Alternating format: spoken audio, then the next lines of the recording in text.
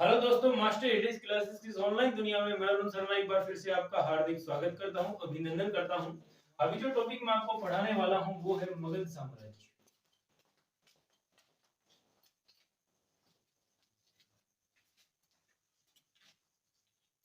Clear? कौन सा है? मगध साम्राज्य। देखिए, मगध के बारे में आज हमने आगाज किया है एक नई क्लास का जिसे कहते हैं मगध।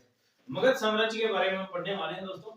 देखिए, मगध का प्राचीन यदि मगध वंश की बात करें, प्राचीन काल की यदि हम बात करते हैं तो प्राचीन काल में मगध साम्राज्य का संस्थापक कौन था?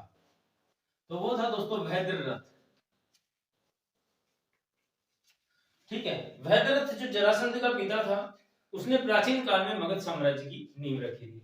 लेकिन हम लोग जहां से पढ़ते हैं वो कौन सा टॉपिक आता है? वो आता है हर्यक वंश।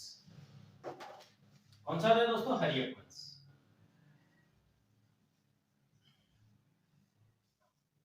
हर्यक वंश। देखो, ये क्लासें यदि आप मेरे से कंटिन्यू पढ़ेंगे तो आपको बिल्कुल कंफर्म याद हो जाएंगी। लेकिन यदि आपने एक भी वीडियो मिस कर दी, स्टेप इसके मिस कर दिए, तो आपको दिक्कत आ सकती है। तो आपको ध्यान देना है हर्यक वंश। देखिए, हर्यक वंश का संस्थापक कौन था? तो हर्यक वंश का संस्थापक देखेंगे सबसे पहले अपन। संस्थापक, हर्यक वंश का संस्थापक दोस्तों, हर्यक वंश का जो संस्थापक था वो था दोस्तों बिंबिसार। आपको याद करना है, हर्यक वंश का जो संस्थापक था वो कौन था मित्रों? बिंबिसार था।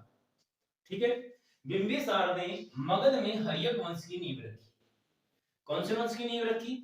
मगध में हर्यक वंश की नींव रखी थी। ठीक है, तो मगध का शासक हर्यक वंश का कौन सा बना? हर्यक वंश का संस्थापक कौन सा बन गया? बिंबिसार बन गया था दोस्तों। कौन बन गया था? बिंबिसार बन गया था। क्लियर हो गया? बिंबिसार ने मगध में कौन से वंश की नींव रखी थी दोस्तों? हर्यक वंश की नींव रखी थी। कौन से वंश की नींव रखी थी? हर्यक वंश की नींव रखी थी। क्लियर है? अब देखिए जरा यहाँ पर थोड़ा सा आप लोग ध्यान दीजिएगा। बिंबिसार के तीन पत्नियां थी। कितनी पत्नियां थी? तीन पत्नियां थी। नंबर एक पे है क्षेमा, चेलना और महाकोशला।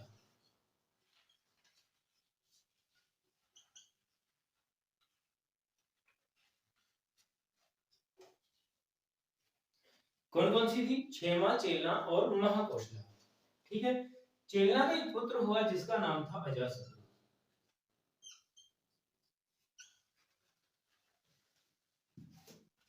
चेलना के पुत्र का क्या नाम था दोस्तों? अजातशत्रु था। आपको याद होगा, अंग प्रदेश को जीतकर बिंबिसार ने पहले मगध में हर्यक वंश की नींव रखी। बाद में बिंबिसार ने कौन सा प्रदेश जीता? अंगराज जीता। वही अंगराज जिसके प्राचीन काल में कर्ण शासक हुआ करते थे। अंग प्रदेश जीतकर अजातशत्रु को अंग राज्य का शासक बनाया। ठीक है, आपसे ये भी क्वेश्चन पूछा जा सकता है कि अजातशत्रु प्रारंभ में कौन से राज्य का शासक बना था? तो अंग राज्य का शासक बना था। कौन से राज्य का शासक बना था मित्रों? अंग राज्य का शासक बना था अजातशत्रु। याद हो गया होगा आपको। अब आगे देखें। देखिए, जो बिंबिसार है, बिंबिसार का वास्तविक नाम था श्रेणिक। आपको ये याद रखना है। बिंबिसार का वास्तविक नाम क्या था दोस्तों? श्रेणिक था। बिंबिसार का वास्तविक नाम क्या था? तो बिंबिसार का वास्तविक नाम था श्रेणिक। ठीक है, बिंबिसार की पहली राजधानी, देखिए मगध की प्रारंभिक राजधानी पूछे तो मगध की प्रारंभिक राजधानी थी गिरिब्रज। कौन सी थी? गिरिब्रज थी। ठीक है, गिरिब्रज जो इसकी राजधानी थी, मगध की प्रारंभिक राजधानी कौन सी बनी? गिरिब्रज बनी। ठीक है, बाद में बिंबिसार ने अपनी राजधानी परिवर्तित की, वो बनाई राजगृह।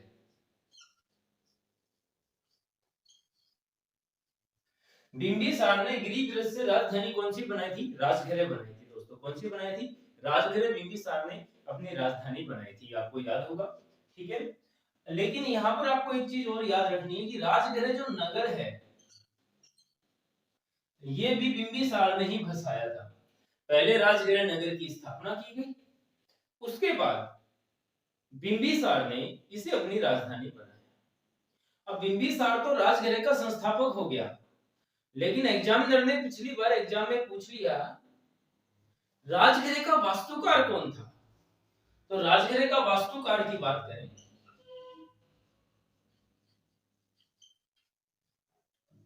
तो राजघरे के वास्तुकार कौन रहे ये आपको बताना है। तो राजघरे के वास्तुकार थे महागोविंद।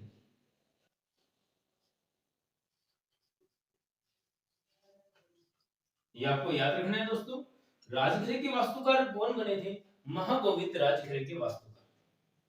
राजघरे के वास्तुकार कौन थे बोलिए? महागोविंद। क्लियर हो गया? राजघरे के वास्तुकार कौन बने भैया?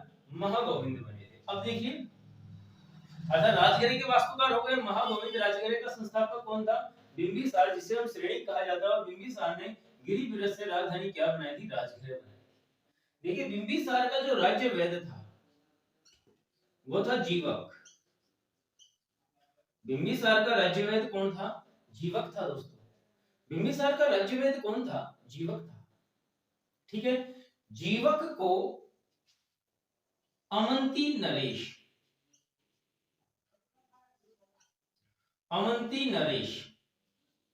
नरेश का अर्थ होता है राजा। अवंती के राजा अवंती नरेश प्रधोत। बिंबिसार ने जीवक, जो राज्य वैद था जीवक, उसको अवंती नरेश प्रधोत के इलाज के लिए भेजा। किसके इलाज के लिए भेजा था? अवंती नरेश प्रधोत के इलाज के लिए भेजा। क्लियर है? तो अवंती नरेश प्रधोत के इलाज के लिए कौन गया था? जीवक गया था दोस्तों। प्रधोत को कौन सी बीमारी हो गई थी दोस्तों? पांडु रोग हो गया। प्रधोत को कौन सी बीमारी हो गई थी? प्रधोत को हो गया था पांडु रोग। ये पांडु रोग किसे कहते हैं? पीलिया जो होता है, पीलिया नामक जो बीमारी होती है जिससे यकृत प्रभावित होता है, लीवर प्रभावित होता है, वो एक भयंकर बीमारी है जिसमें खून का पानी बन जाता है और बीमार व्यक्ति के मरीज का शरीर का रंग नीला पड़ जाता है। खून का पानी हो जाएगा तो कैसा हो जाएगा? नीला हो जाएगा। कैसा हो जाएगा दोस्तों? नीला हो जाएगा। क्लियर है? तो पांडु रोग से पीड़ित अर्थात पीलिया से पीड़ित अवंती के शासक प्रधोत के इलाज के लिए जीवक को भेजा गया था। बात क्लियर है? अब यहाँ पर थोड़ा सा ध्यान दीजिए।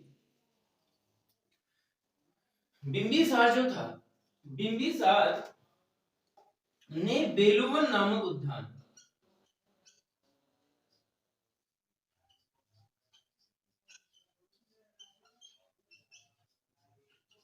बिंबिसार ने बेलुवन नामक उद्यान गौतम बुद्ध को उपहार में दिया।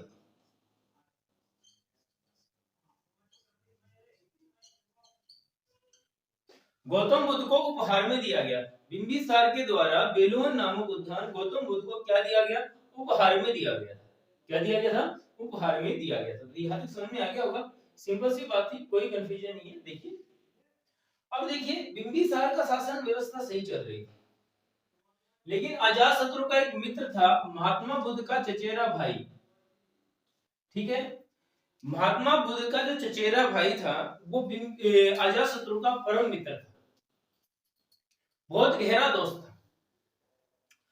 उसके कहने पर अजातशत्रु ने अपने पिता की हत्या कर दी। उस अजातशत्रु के मित्र का नाम था देवदत्त। अजातशत्रु ने गौतम बुद्ध के चचेरे भाई देवदत्त के कहने पर, किसके कहने पर? देवदत्त के कहने पर अपने पिता बिंबिसार की हत्या कर दी। किसके कहने पर? देवदत्त। ये देवदत्त कौन था? गौतम बुद्ध का चचेरा भाई। गौतम बुद्ध के चचेरे भाई देवदत्त के कहने पर अजातशत्रु ने अपने पिता बिंबिसार को सटा दिया और ये हो गया पितृहंता। क्या हो गया? पितृहंता। इस कारण देखो, जो इस काल के हर्यक वंश के जो शासक बने, उन्होंने अपने पिता की हत्या कर शासन प्राप्त किया। भाई, अजातशत्रु की हत्या उसके पुत्र उदयन ने की थी, अजातशत्रु ने अपने पिता की हत्या कर दी, है ना। इस कारण इस वंश के जो शासक बने अपने पिता की हत्या करके शासक बने। इस कारण इस वंश को पितृहंता वंश भी कहा जाता है। Very very important. इतिहास का कौन सा वंश है जिसे पितृहंता वंश कहा जाता है? हर्यक वंश को पितृहंता वंश कहा जाता है। क्लियर है? चलो इसी के साथ हम अजातशत्रु और पढ़ लेते हैं लगे हाथ। दोनों ही छोटे छोटे टॉपिक याद हो जाएंगे। देखिए बिंबिसार के बाद अजातशत्रु है, अपने पिता की हत्या की बिंबिसार ने की इसने और शासक बन गया। बिंबिसार ने इसे ऑलरेडी अंग जो राज्य है उसका शासक बना ही दिया था। अंग जो राज्य है उसका शासक इसने बना ही दिया था और उस बिंबिसार की हत्या करिए मगध का शासक भी बन गया। ठीक है, अब मगध का शासक तो ये बन गया, कौन? अजातशत्रु।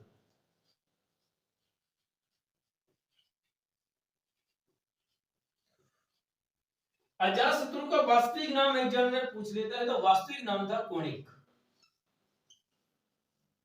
अजातशत्रु का वास्तविक नाम क्या था? कोणिक था। दोस्तों अजातशत्रु का वास्तविक नाम क्या था? कोणिक। ठीक है, अजातशत्रु की पत्नी का नाम था वजीरा, जो अवंती के शासक प्रसेनजीत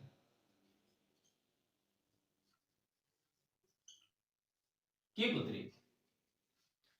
तो वजीरा इसकी पत्नी का नाम था। कुणिक की पत्नी, कुणिक किसे कहा जाता है? अजातशत्रु का वास्तविक नाम क्या था? कुणिक था। अजातशत्रु का एक योग्य प्रधानमंत्री था,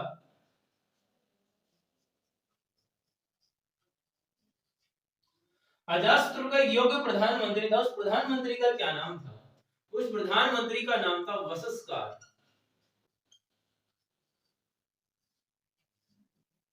अजातशत्रु के योग्य प्रधानमंत्री का क्या नाम था मित्रों? अजातशत्रु के योग्य प्रधानमंत्री का नाम था वशिष्ठकार। अजातशत्रु के दो हथियार थे, एक तो था महाशिला कंटक।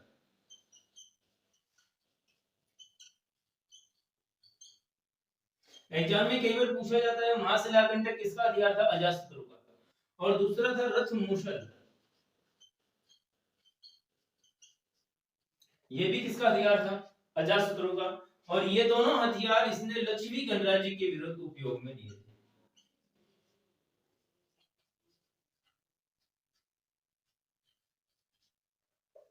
अजातशत्रु ने कौन से गणराज्य के विरुद्ध उपयोग में लिए थे? लक्ष्मी गणराज्य के विरुद्ध इसने उपयोग में लिए थे। क्लियर हो गया? कौन से गणराज्य के विरुद्ध उपयोग में लिए थे इन्होंने? लक्ष्मी गणराज्य के विरुद्ध उपयोग में लिए थे। अजातशत्रु ने अपने अंतिम समय में बौद्ध धर्म अपनाया। कौन सा धर्म अपनाया? बौद्ध धर्म अपनाया। अजातशत्रु के शासन काल में ही दोस्तों प्रथम बौद्ध संधि हुई थी। ये आपको याद रखना है। पहली बौद्ध संधि किसके शासन काल में हुई थी? अजातशत्रु के शासन काल में। कब हुई थी? 483 ईस्वी पूर्व। कहां हुई? राजगृह में हुई। देखो आपको याद रखना, एक बौद्ध संधि से कम 5 चीज आपको याद रखनी है। कब हुई? 483 ईस्वी पूर्व। कहां हुई? राजगृह में हुई। वंश कौन सा था? हर्यक वंश। शासक कौन था? अजातशत्रु। अब 4 चीजें तो हो गई सर, बोला है ना। 5वीं चीज है, इसकी अध्यक्षता किसने की? तो इसकी अध्यक्षता की थी महाकश्यप ने। ये 5 चीजें आपको किसी भी बौद्ध संधि की याद करनी बहुत अनिवार्य है भाई। पहली बौद्ध संधि कब हुई थी? 483 ईस्वी पूर्व हुई। स्थान कौन सा था? राजगृह था। वंश कौन सा है? हर्यक वंश है। शासक कौन था? अजातशत्रु है। और अध्यक्षता महाकश्यप ने की। लगे हाथ में तीनों भी बता देता हूं। दूसरी बौद्ध संधि हुई थी कब दोस्तों? 383 ईस्वी पूर्व हुई थी। शासक कौन था? शिशुनाग था। स्थान कौन सा था? वैशाली थी। वंश कौन सा है? नाग वंश था, जिसे हम शिशुनाग वंश भी कहते हैं। ठीक है, इसका वंश, इस वंश का शासक था कालाशोक। और कालाशोक को काकवर्ण भी कहा जाता है। ठीक है, मैं फिर से रिपीट करता हूं। यह संधि 383 ईस्वी पूर्व हुई, शिशुनाग वंश के काल में हुई, कालाशोक शासक था, वैशाली में हुई और अध्यक्षता की सभा कामी ने। तीसरी बौद्ध संधि 251 ईस्वी पूर्व हुई, अशोक के राज्याभिषेक के 18वें वर्ष। राज्याभिषेक 261 ईस्वी पूर्व हुआ था, उसमें से माइनस नहीं 269 ईस्वी पूर्व हुआ था, उसमें से माइनस 18 करेंगे तो आएगा 251 ईस्वी पूर्व। तो तीसरी जो बौद्ध संधि हुई 251 ईस्वी पूर्व हुई, अशोक शासक था, पाटलिपुत्र में हुई, अध्यक्षता की थी मोगली पुत्र तिस्तने और वंश था मौर्य वंश। चौथी बौद्ध संगति है प्रथम शताब्दी में हुई थी मित्रों, कुंडलवन में हुई, जम्मू कश्मीर के अंदर। अध्यक्ष था राजा था कनिष्क, वंश था कुषाण वंश, और अध्यक्ष थे वसुमित्र, उपाध्यक्ष अश्वघोष। ठीक है, इसी के साथ मैं आज की क्लास को विराम देता हूं। लगातार मेरे साथ जुड़े रहिए। जय हिंद, जय भारत।